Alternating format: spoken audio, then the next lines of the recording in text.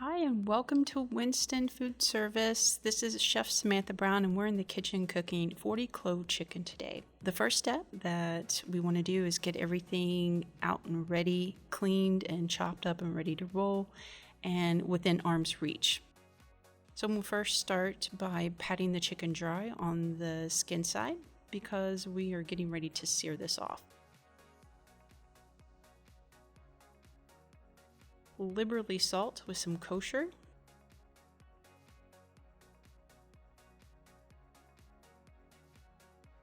Add a neutral oil to your pan. And then we're going to start in batches and start to sear the chicken thighs and the legs. As each piece is nicely brown, just transfer over to a hotel pan, single layer.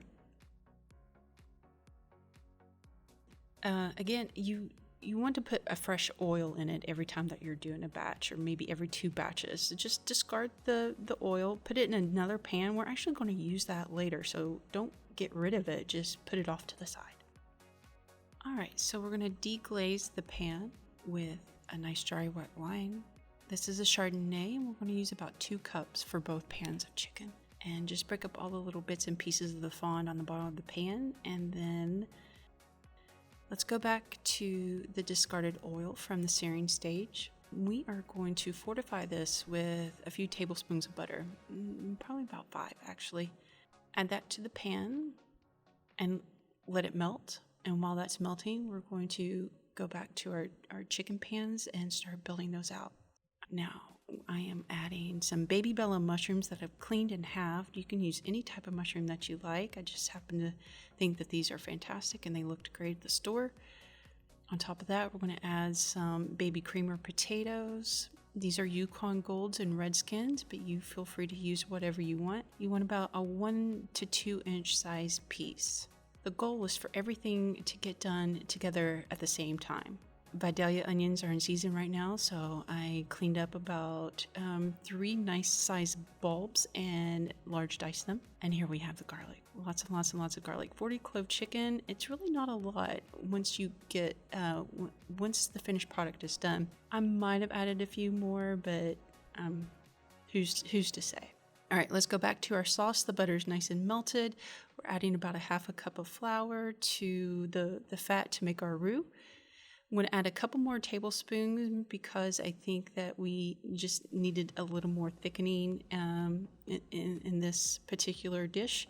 We're going to let that get to blonde stage before adding some salt. Season the chicken, season the sauce, season the vegetables that go on top. Now I'm going to add back, once the roux is ready, add back that deglazed wine. I'm going to add some homemade chicken stock that we made in the CVap. And then make sure that everything is nice and smooth. Let that cook out. Now you can see I've added some fresh thyme to the pan. And then I'm just going to stud it with a little bit more of that fancy Plugra butter. So probably 2 to 3 tablespoons per pan.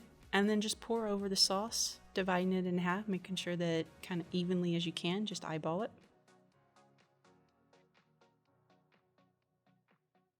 And then we're going to pop it into an oven. This is an RTV 705, vapor set to 200, air sent to 350, and it's going to take about an hour.